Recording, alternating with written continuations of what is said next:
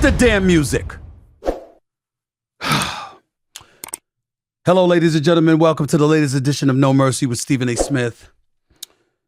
Before I get started and explain to you why I'm so thoroughly pissed off today, I want to let everybody know, remind you that I'm here in my studio thanks to our official studio sponsor, FanDuel Sportsbook. FanDuel is the official sports betting company of the No Mercy podcast. You know,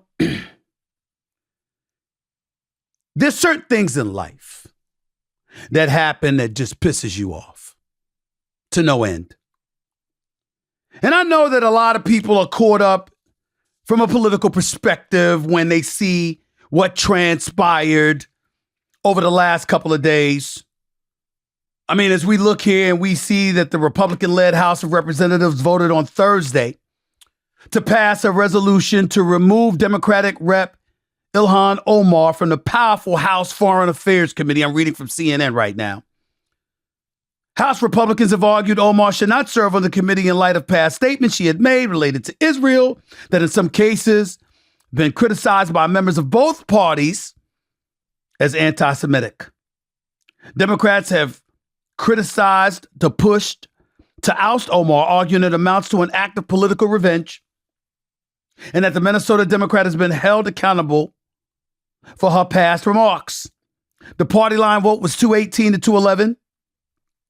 GOP Rep. David Joyce of Ohio voted present. It's making news, right, ladies and gentlemen? It's making news, but in my estimation, it's for all the wrong reasons. It's for all the wrong damn reasons, okay? But in an effort to be fair and to be clear, I want to make sure that I'm reading correctly what people are saying, because God forbid I misquote anybody. Even though half the time folks are lying their ass off, God forbid I misquote anybody. So let me not do it, okay? Omar, after being removed from the House Foreign Affairs Committee, was defiant in her floor speech ahead of the vote. Quote, "My leadership and voice will not be diminished if I am not on this committee for one term. My voice will get louder and stronger," she says. "So take your vote or not. I am here to stay, and I am here to be a voice against harms around the world and advocate for a better world." This is what she said. This is what she said. Let me put on my glasses. You know, I'm not getting any younger, and I want to make sure that I'm quoting other people right, okay? Because God forbid, we don't do that right. We want to make sure we're doing this, okay? So, Alexandria Ocasio-Cortez, who's also a Democrat representing New York, somebody I actually like, by the way. She sits up there and she says, actually, she was standing and she was going off on the House floor saying, "Don't tell me this is about consistency. Don't tell me that this is about a condemnation of anti-Semitic remarks. This is about targeting women of color in the United States of America. Respect to AOC, mad love, profound respect for her." Stop that. Stop it. Stop it. I'm already pissed off enough at the Republicans. Don't get me more ticked off because we're reaching for stuff we don't need to reach for. We don't need to reach for any of this. It's unnecessary. This is just the latest example of a party flexing its muscle in favor of its side. The Foreign Affairs Committee is a very powerful committee. The Republicans have the power now. They are the working majority. Why are we acting like we don't know what was going to happen? I don't want to hear some nonsense about Omar's history of saying things that were considered anti-Semitic. She was going to get removed anyway because you're Kevin McCarthy, and it took you 15 damn votes to get enough votes for you to be the House Speaker from your own damn party. Government put on hold for days because your own party couldn't agree that you should be the Speaker. 20 damn people held up the vote that you needed in order to be validated and authenticated and inaugurated as a House Speaker. So naturally, they don't want Omar on this committee. It was inevitable. What's the uproar about? I tell you what's the uproar about. Using us as suckers yet again. Which is exactly why I am supremely pissed off. Only thing I can think of to bring down my blood pressure is to tell you how the hell I feel. Because this is the BS that constantly pisses me off. Now, you might be saying, Stephen A., what are you mad about? What are you mad about, Stephen A.? I'm telling you, once again, we got situations going on that we need to address. And it's getting convoluted. Because people are reacting emotionally and trying to convince us they didn't know the obvious was coming. Ron DeSantis, did you hear the story? I mean, we got critics all over Florida going off, accusing him of trying to rewrite history by rejecting African-American studies. Reading from the National Public Radio right now. Florida's Department of Education, under the leadership of Republican Governor Ron DeSantis, rejected an advanced placement course on African-American studies. The decision is leading to a wave of backlash across the country from other state lawmakers to labor unions and even a potential lawsuit. Again, I'm reading from NPR. Feminism, gay issues, transgender issues, and all of this other stuff. You got some people sitting up there saying, hey, everything's a part of African-American history. How dare he take that position? I have taken that position. My attitude is very, very simple. I don't want some white man or white woman telling black people what qualifies as African-American studies and what we should and shouldn't be learning about our history. I got a problem with that. Period. Period. But this is far simpler than that. Ron DeSantis is catering to his constituency. Period. We can slice it any way we want to. There are tens of millions of people out there who believe certain things, and they don't want to hear a damn thing else. How do we not know that? Now, we can state the obvious, so I'll get it out the way. Once again, the black community, my people, are being denied something that virtually every other community is afforded. And that is the opportunity for students, not just black students, but students of all backgrounds, to learn about the contributions of African Americans in this country.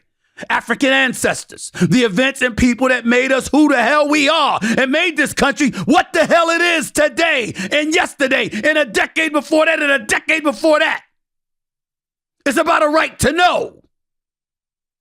Now, for those of you who are unaware, let me break it down for you yet again.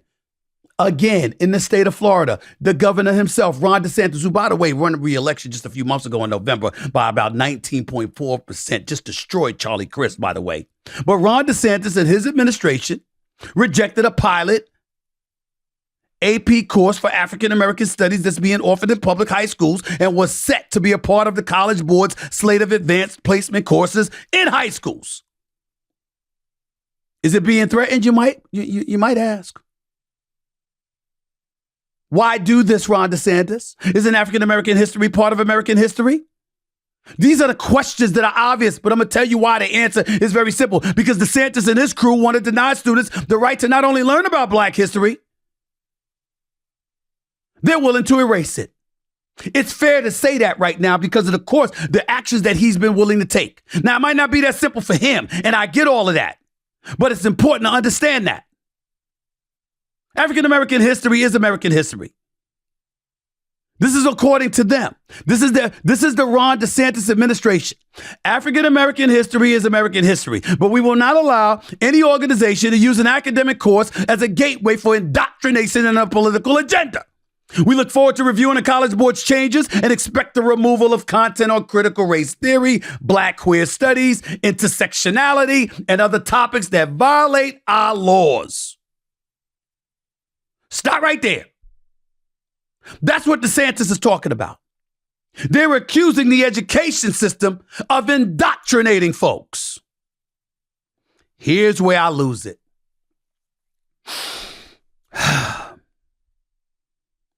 I don't like Ron DeSantis' decision. I don't like the fact that the Florida legislature appears to support him because they've eradicated or omitted some of the things he wanted omitted. They've essentially caved. But when he uses the word indoctrination and when he talks about ideology, how can we sit here with a straight face and act like he's lying? How can we all sit here with a straight face and act like it hasn't been happening on both sides? Remember, 86% of the country is in the middle. Whether it's right or left, both of them are leaning towards the middle. That means civility. That means compromise. That means understanding you don't get everything that you want. The fringes, the edges that compile 6 to 7% on either side. The MAGA Republicans on the right. The woke culture on the left. They're both guilty of the same BS. And I'm calling it BS because I consider BS to be anything that you're not willing to compromise on. Because that's not the way we get things done in a civilized, democratic, fair-minded society. But that's what the hell has been going on. What did you think was going to happen, ladies and gentlemen? You got folks on the left. We got to make sure that we're attaching the right nouns and pronouns to people's names. We're wondering what kind of bathroom is right to use and not use. We got teachers in schools scared to death because a him that now wants to be identified as a her or a her that now wants to be identified as a him is a challenge for them, and they could lose their job if they utter the wrong pronoun. You got all of this stuff going on, and you're going to have people that says, damn, we've lost ourselves. You're going to have people that look at stuff when you're talking about teaching kids stuff in the 3rd grade, where you got a whole bunch of people out there saying this should be reserved for our parents to be talking to kids. They shouldn't be having to learn this in school. You've got that side. And on the right side, you got folks that are very extremely against it. To the point where somebody like DeSantis looks like a hero to them. Why? Because he's emulating what Trump did. I'm going to buck the system. I'm going to go against the system. I'm going to tell the system to kiss my you-know-what. We ain't going to just sit idly by and let this happen to our country. This is what they're saying. Biden won the last election, ladies and gentlemen. Trump got 74 million votes.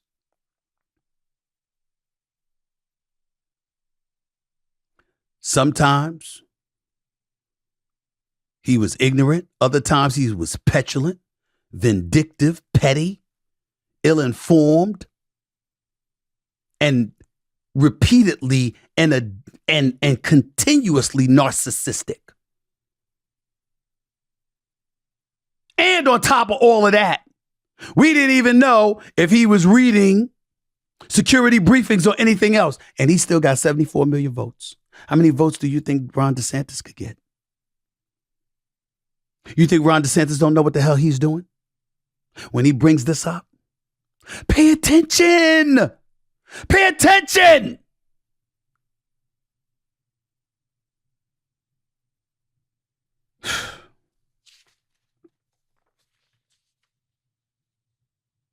All of this is to curry votes. The outrage is fake on both sides. Democrats knew what the Republicans were going to do. They know this is about currying favor and appealing to a constituency because you got an election coming up in less than 2 years against an 80-year-old incumbent who says he's planning on running for re-election. And that red wave that they were supposed to have didn't happen in the last election. And just like the Democrats tried to scare the living daylights out of the American people by saying there was a whole bunch of Republicans that were not for democracy, and they watched it work. Now people like Ron DeSantis, who's a lot smarter than Trump in a lot of people's eyes, is saying, okay, we're going to reverse course and we're going to engage in our own scare tactics. We're going to show you how extreme woke culture has gotten. And I'm going to make sure I curry these votes. with the white constituents out there. And if I have to alienate most black folks, fine. Because when it comes to Republicans, they ain't going to decide whether we win the election or not anyway. That's what he's saying. You can see it clear as day. It's par for the course. It's understood. It's natural. It's predictable. When are we going to learn? DeSantis' decision to ban the class has prompted legal backlash and criticism, you know.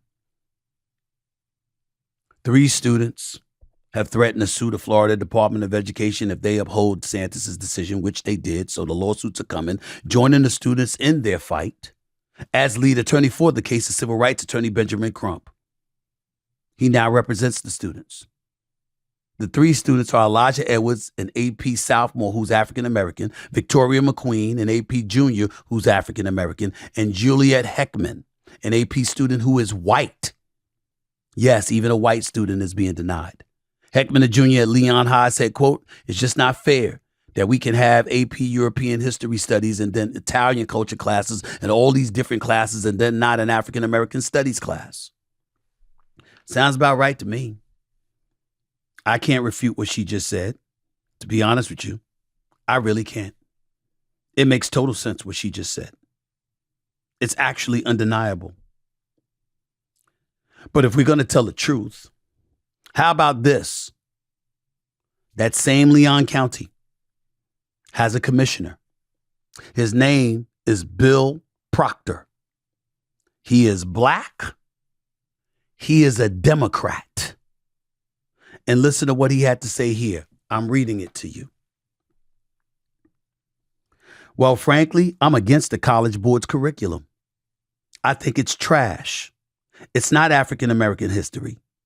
It's ideology." Proctor goes on to say, "I've taught African-American history. I've structured syllabuses for African-American history. I am African-American history.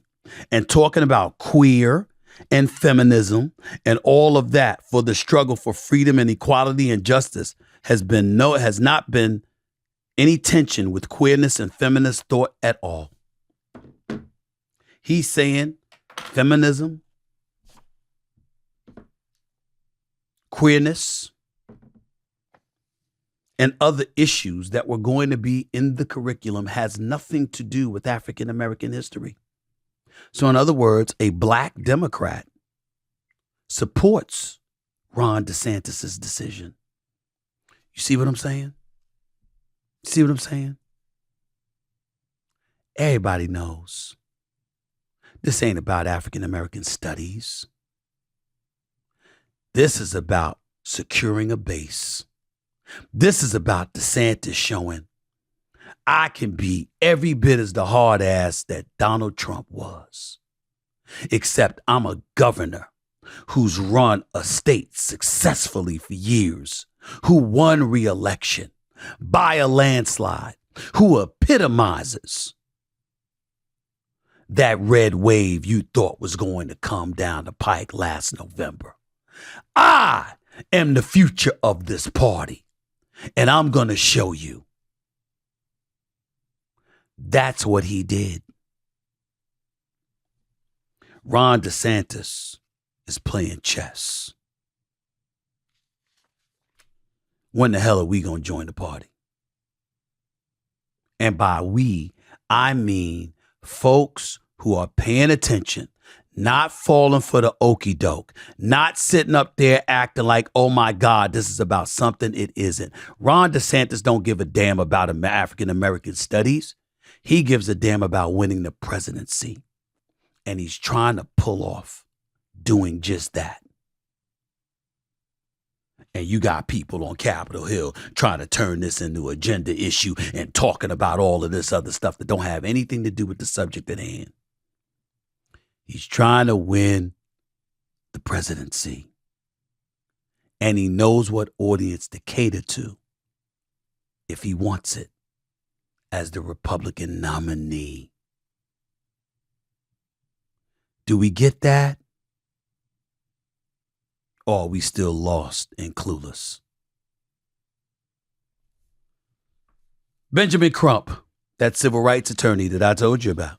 who was on here just last week talking about the brutal death of Tyree Nichols.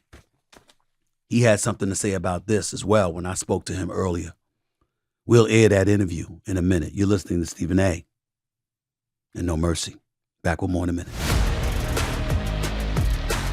People talk about changing their ways for the new year throughout January, but it's not like you can't keep changing the rest of the year, you know. And with Harry's, you can change your look up with the highest, and I mean highest quality razors in the game. Give yourself that soul patch, please. Tighten up those sideburns and do it all with Harry's. I got their trial set, by the way, and I got to tell you, these are different from other razors. You can tell the difference, and the difference is that these blades are made in Harry's own factory. They're tight, y'all. Real smooth. Makes the goatee look pretty damn nice. That's why I'm flowing with it, okay? Harry's got the highest customer satisfaction in the shaving industry, in case you didn't know. And even with that, they still offer you a no-risk trial. So if you don't like your shave, which would very much come as a surprise to me, then no worries. We can do something about that. It's on them. No matter how new your new you is, look sharp all year long with Harry's. Get a $15 Truman Shave trial set for just $3 at harrys.com/mercy. That's harrys.com/mercy for a $3 trial set. Benjamin Crump, thank you so much, man. Before I let you get on out of here, indulge me, if you can, with just a couple of more minutes of your time on another important issue while I have you here. Let me capitalize on this moment that I have with you. Let me transition to obviously a less heinous issue, but nevertheless disturbing in and of itself. And that's what's going on in the state of Florida in regards to the Department of Education under the leadership of Republican Governor Ron DeSantis. I'm sure you're aware he rejected an advanced placement course on African American studies in high schools, saying the class, quote, indoctrinates students to a political agenda. I want to know what your thoughts are about that. What do you feel this is really about? Yeah, you know, Stephen A., we are we gave notice of intent to file a lawsuit against Governor DeSantis and the Department of Education on behalf of our three lead plaintiffs, Elijah Edwards, a young African-American sophomore honors student, and then we had Victoria McQueen, a young Black student who's an AP honors student. She's a junior. And then we had Miss Juliet Heckman, who is a young white high school student who's also an AP honors student. Those are our three lead plaintiffs. And we are telling Governor DeSantis that you cannot be in America in 2023 tell us that African American history has no educational value. Because that's what he said when he first said they're going to reject this AP African American Studies. We have AP European Studies class. We have AP Japanese Studies class. We have AP Italian History Studies class. But when it came to AP African American History, he had a problem with it. And so we believe, as the judge in the federal court of the Northern District of Florida said, when he issued an injunction against Governor DeSantis' Stop Woke Act, that he said professors can't teach critical race theory in the colleges. The judge said that the governor cannot decide what curriculum will be orthodox or will be excluded. He said that is for the professors and the educators to decide. He said that it is tantamount to a rejection of the First Amendment and the 14th Amendment. So if that is the precedent for college courses, they did leave a small caveat to say that K through 12, they can have more, discretion to deal with the curriculum. But AP, advanced placement courses, are essentially college courses that students, if they have the requisite grade point average, can optionally take. Everybody don't even have to take this course, Stephen A. He just said, we ain't even gonna offer it. And so is this America where we believe in the free exchange of ideas, or is this communist Russia or communist China where we censor free thought? That is the decision America has to make. Here's what he said. This is a quote from DeSantis. He said, African American history is American history, and we will not allow any organization to use an academic course as a gateway for indoctrination and a political agenda. We look forward to reviewing the College Board's changes and expect the removal of content on critical race theory, Black queer studies, intersectionality, and other topics that violate our laws. Another DEO official did say, we proudly require the teaching of African American history. We do not accept woke indoctrination, masquerading as education, and last but not least, they call this a threat. This threat, by what you explained in terms of your lawsuit, they said this threat is nothing more than a meritless publicity stunt. So that is their beliefs about where you're coming from. They're definitely taking a position to be completely antithetical to the whole woke culture. That seems to be it. It's fringes on the left in terms of woke culture. That's what they're saying. They're addressing the fringes on the right. That's what they're trying to say. To that, you say what? A couple of things, if I could, Stephen A. Sure. And now I'm in court. I'm making my argument. If they think that it's meritless, if after February 1, he rejects these AP African American Study courses being taught in the classrooms in the state of Florida, he will see that our lawsuit will have great merit and precedent is on our side. The American Constitution is on our side. We don't believe in censorship. That's number one. Number two is the fact that, as the great Negro educator Carter G. Woodson said, a race who has no history or has no traditions that are respected and taught to the youth become a negligible thought to the rest of the world. And it becomes dangerously problematic that race, history, and culture will be exterminated from the earth. Mm-hmm. And so we will not let Governor DeSantis or anybody exterminate the teaching of Black history in Florida classrooms or classrooms anywhere in America, because it's a slippery slope, Stephen A., when you start talking about censorship and what is appropriate and inappropriate. Do you know under Governor DeSantis that you can't teach about Emmett Till's lynching? Wow. You can't teach about Angela Davis. You can't teach about Henrietta Lacks and the medical racism of how they butchered Black people at Johns Hopkins as guinea pigs. I mean, you can't talk about the Tulsa race riot and Black Wall Street. Now, how is that offensive to any student to learn about that? Benjamin Crump, let me be very clear. I understand exactly why it's offensive to somebody like Ron DeSantis, because it appears the objective is for Black folks not to know their history and the iniquities that have been exacted against our community, because that's offensive to people outside of the Black community in Ron DeSantis' viewpoint, based on what they're talking about. That's my interpretation, what he's saying. And by the way, it's not just him. The state of Florida legislators adopted a law known as the Stop Woke Act. That's wrong to our kids and employees. That's the acronym for it. That's what they call it. The law prohibited teaching or instruction that, quote, espouses, promotes, advances, inculcates, or compels students or employees to believe any of 8 concepts. I mean, you got to be kidding me. This is what they're talking about here, Benjamin Crump. Hey, man, and it reminds you of fascism. I mean, you can't have free exchange of ideas.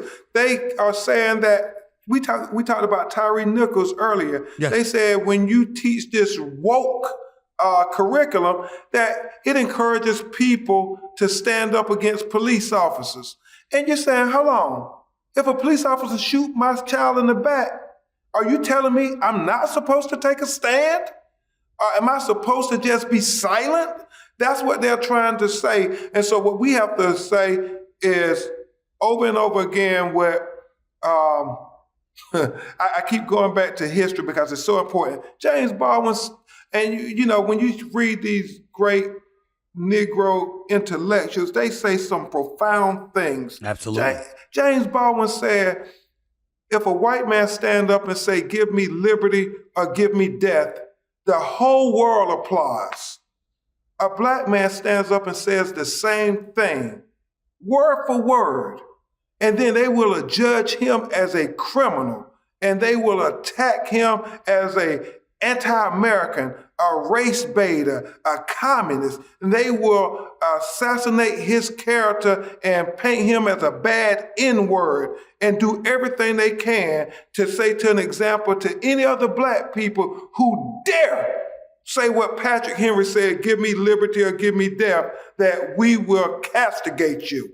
And that's what we cannot allow our children to believe, that it's okay for others to declare that we will have liberty no matter what, and black people can't say the same thing. I would imagine you've got support from the state of Florida, because I'm looking at some of those 8 stipulations that we're talking about here, right? 8 concepts. I don't even feel like reading them right now, but it's 8 different concepts that you have to adopt and embrace. But it also says at the end of this, Benjamin Crump, professors who violated the law could face disciplinary action, including termination of their jobs, and state schools that violated the statute could lose performance funding, which constituted a significant portion of their budgets. So budgets are being threatened, jobs are being threatened if you don't embrace what Ron DeSantis is proposing here. Exactly. It's saying if you don't embrace Governor DeSantis' interpretation of black history, then we can get rid of you. How scary is that, Stephen A. Smith? You're talking about authoritarian.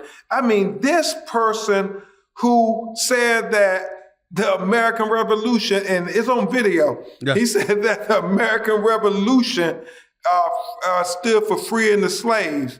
And we all know that the American Revolution happened almost 1776. The slaves were not freed until 1865. Right. So, I mean, we gonna follow his interpretation of history. Why don't we leave it up to the academic professionals who make it their life mission to talk about curriculum and to say, hey, children, this is history. Now let's learn from it, even if it's not what to do. Let's learn about Black Wall Street.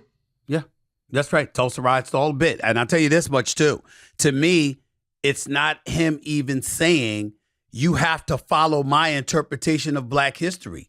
It's him saying, I will determine what you should be allowed to learn about black history in the state of Florida. That's how I embrace it. It is shocking in 2023 that we're dealing with this. And remember, Stephen A. Smith, he is on the short list to be the Republican nominee for president of the United States. And can you imagine if this is allowed in Florida, it becomes the precedent now for Texas, for Tennessee, for Virginia, for Arizona, all these other conservative states with conservative governors. They now can tell our children, not just our children, because it's little white and brown children, everybody needs to know everybody's history. And I correct myself.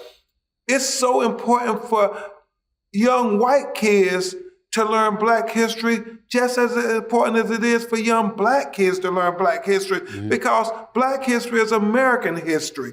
And if we don't see it as that all of our histories matter, we go back to what Carter G. Woodson said, you become a negligible thought to the world that could easily be exterminated. Bottom line is, it appears he doesn't want, people outside of the black community to know the iniquities that have been exacted against the black community. And he's willing to go to any means necessary to ensure that that happens.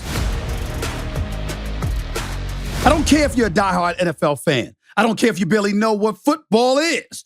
The Super Bowl is around the corner, so you better get ready. And this year, the only app you need at your Super Bowl party is FanDuel, America's #1 sports book. Download FanDuel now so you can bet Super Bowl 57 with a no-sweat first bet. You'll get up to $3,000 back in bonus bets if your first bet doesn't win. FanDuel lets you bet on everything from the money line to point spreads to player props. And in the Super Bowl, you've got to bet on more than that. Who's winning the first quarter? Who's scoring the first touchdown? I know my friends are going to be using FanDuel the whole game long. The FanDuel Sportsbook app is safe, secure, and super easy to use. You'll be able to find all the bets you want to make in no time. Best of all, you can get paid your winnings instantly. So join FanDuel today with promo code MERCY to claim your no-sweat first bet on Super Bowl 57. That's promo code MERCY. Make every moment more with FanDuel, official sportsbook partner of the NFL.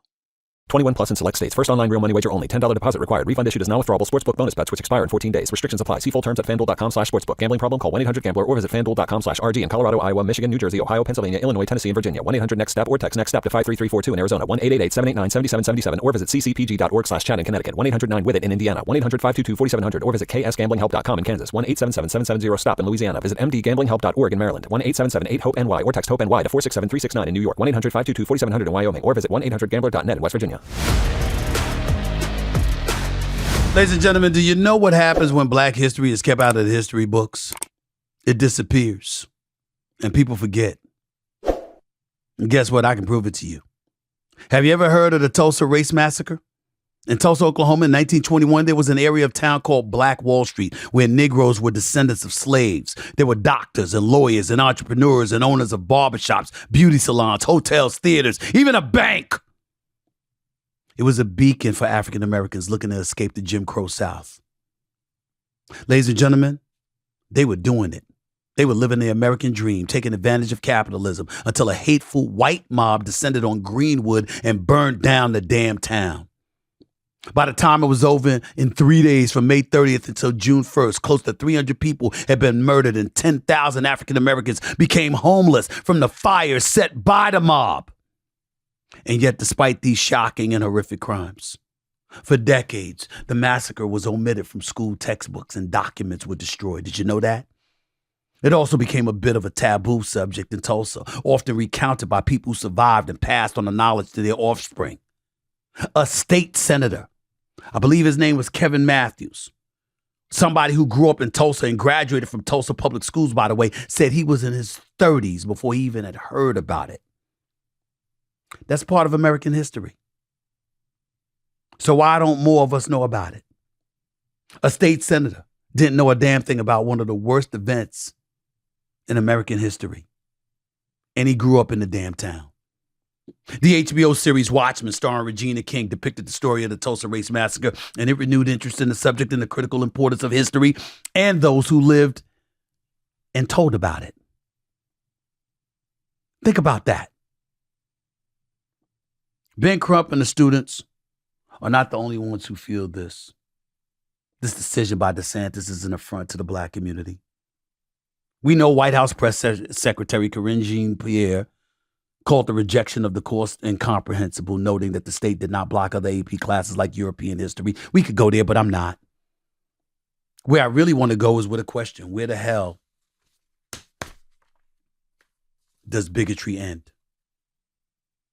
See, I think this is all about currying votes to win the presidency, but the fact of the matter is you're willing to lean on what some would perceive as bigotry to get what the hell you want. Where is the essence of our better selves? Where's that at?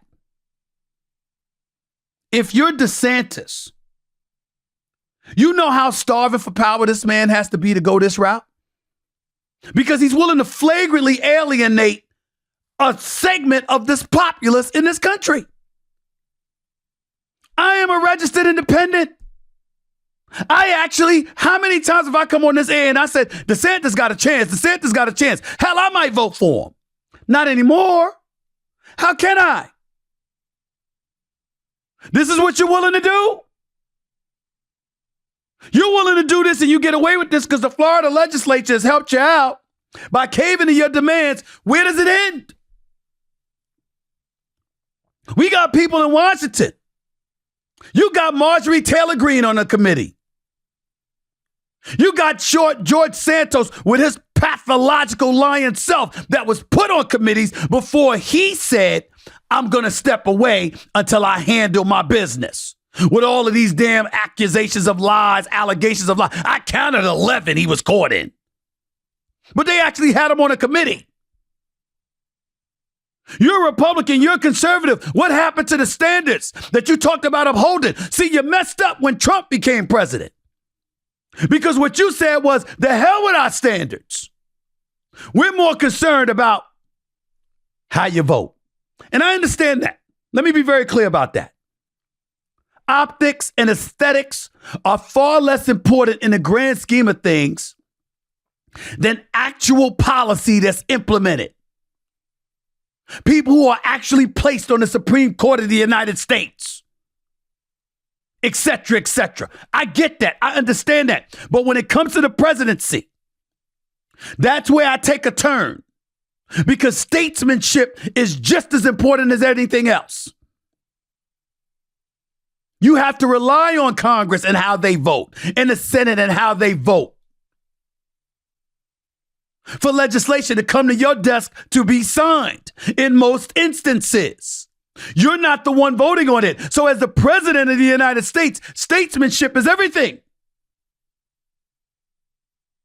You have to be somebody that gives the impression you're for all of the American people, not just the people who vote for you. You can't be so addicted to power that all you care about are those who place you in it and will keep you there, that you alienate the rest of the nation, because that's when chaos kicks in. Did Trump's presidency not teach us that? We ain't talking about policy. Everybody got a right to want whatever policies they want. You're for illegal immigrants coming into the country? God bless you. I think everybody should get online. I'm for legal immigration. I'm not for building, quote unquote, building a wall and the Mexicans are going to pay for it. But I do roll with Obama, who kept a lot of immigrants out and sent a lot of others back where they came from. We don't talk about that, but he did. I'm for a strong economy. I'm for strong national security. I'm for all of those things. A lot of this sounds conservative, but I'm more open-minded. I'm more tolerant than the typical conservative, because I think while I am for legal immigration, I'm not for separating kids from their parents. I'm not for putting them in tents for months at a time. I'm not for treating them like prisoners. I'm just not for open borders that let them through without going through the process either. There's got to be a happy medium somewhere. All of these things are relevant. All of these things that matter. But in the end, what it comes down to more than anything is having a leader in place that doesn't alienate Americans while swearing they're for America. Because America at our core is the greatest country in the world because of our inclusionary tendencies. The fact that we welcome not just people, but different ideas, different beliefs, different visions. Our tolerance is elevated.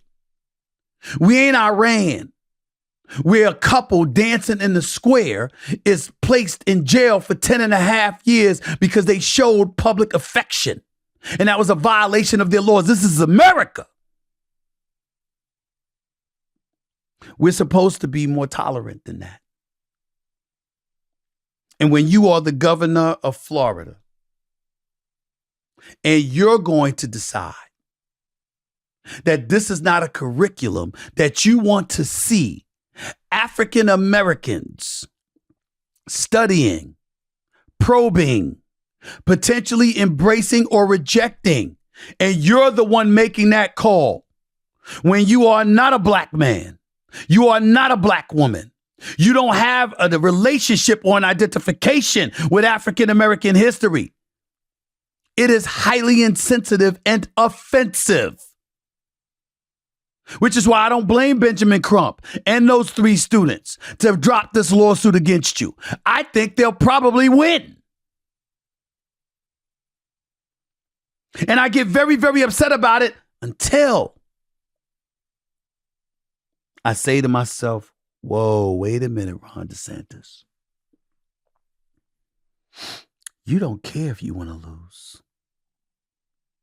You just want the record to show to your constituency that this is your latest swat at the woke culture, that you're the man they can rely upon to illuminate how ridiculous woke culture has become. That's your objective. Because it's all about winning the presidency. Nothing else matters. The only thing that makes me more disgusted than that by any means necessary mentality that Ron DeSantis apparently has is the stupidity which those against him are displaying in defiance of his move. When you're Alexandria Ocasio-Cortez and you take the statement that this is a gender issue, it's involving women, it's going up against women, most people are not going to buy that. Ron DeSantis was counting on that. When you are the new minority speaker, Hakeem Jeffries, and you immediately lean on how you're going to make sure that Ilhan Omar is going to be on another committee, you're doing what the Republicans, you're swearing they do. You're taking care of your own. And at the end of the day, the suckers are the rest of us. Because we're the one that have to sit idly by, incapable of doing nothing, because all we have to rely upon is a two-party system who knows they're the only two parties and show no interest at all in working with each other. The Republicans blame the Dems blame the Republicans. They talk about each other like trash and leave the American people wondering if anything ever is going to get done. It's a damn shame. It's sad. The saddest part, though, is in this case, Ron DeSantis basically said, I'm going to use black people to make my point.